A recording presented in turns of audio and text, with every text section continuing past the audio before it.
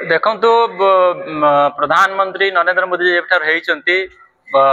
विशेष भाव में से जो सबुठारु पछुआ वर्ग आदिवासी वर्ग को बहुत प्राधान्य देती एवं जो वर्गकर अवदान स्वाधीनता संग्राम रे एवं विभिन्न समय समाज प्रति थिला कौन गणति नथिला किंतु प्रधानमंत्री नरेंद्र मोदी आसला परे आदिवासी अवदान स्वाधीनता ठार नहीं बर्तमान सुधा ताकू गोटे सम्मान दवा को जाइकी आमर जो आदिवासी संप्रदायर जो भगवान बोली आम मानु श्री बिरसा मुंडा जन्म जयंती 15 नवेम्बर जे कि 1875 मसीह आज 150 वर्ष तक जन्म नहीं तांकर जन्मदिन को मन पकड़ापी जनजातीय गौरव दिवस हिसाब से पालन करा जाउची। अतएव आज जिला स्तरीय जनजातीय गौरव दिवस नवरंगपुर जिलार डाबू गाँव घोड़ाखुंटा ठारे जोटा कि आमर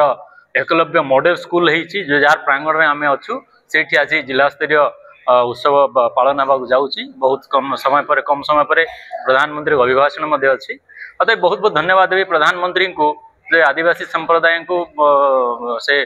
सम्मान देती बिरसा मुंडा परी से गोटे प्रतीक किंतु बिरसा मुंडा परी असंख्य जनजाति संप्रदाय आदिवासी संप्रदाय जो मैंने विशेष स्वाधीनता संग्राम रे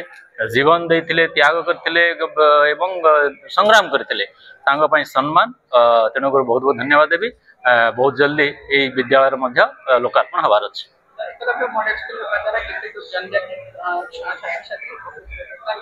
देखु नवरंगपुर अविभक्त कोरापुट परी जगार जोटि की 55% अधिक हूँ जनजाति संप्रदाय भाई भौणी मैंने ये सरकारी डिग्री कॉलेज गोटे नथिला नवरंगपुर लोकसभा ये सीबीएसई पैटर्न रे इंग्लिश माध्यम पढ़ाई कौन साधन नाला ओडिया माध्यम जत्किचित विद्यालय की प्राइवेट कॉलेज थिला से पिला माने उपकृत हो पारु नथिले। वर्तमान सरकार प्रति ब्लॉक रे गोटे गोटे अति कम रे गोटे गोटे एकलव्य मॉडल स्कूल तैयारी करछंती किछि ब्लॉक रे हे जायछि किछि ब्लॉक रे चाली काम हे जीवो अति शीघ्र प्रति ब्लॉक रे हवा को जाउछि जहाँ माध्यम रे आदिवासी संप्रदायर भाई भौणी माने छात्र छात्री माने इंग्राजी माध्यम पढ़ी पारे एवं सर्वभारतीय स्तर में से जेकोसी प्रतियोगिता रे कंपटीशन रे कॉम्पिटिटिव एग्जामिनेशन रे आईएएस ठारू नहीं कि विभिन्न परीक्षा रे विभिन्न जीवन रो विभिन्न धारा रे से आगू बढ़ी पारे।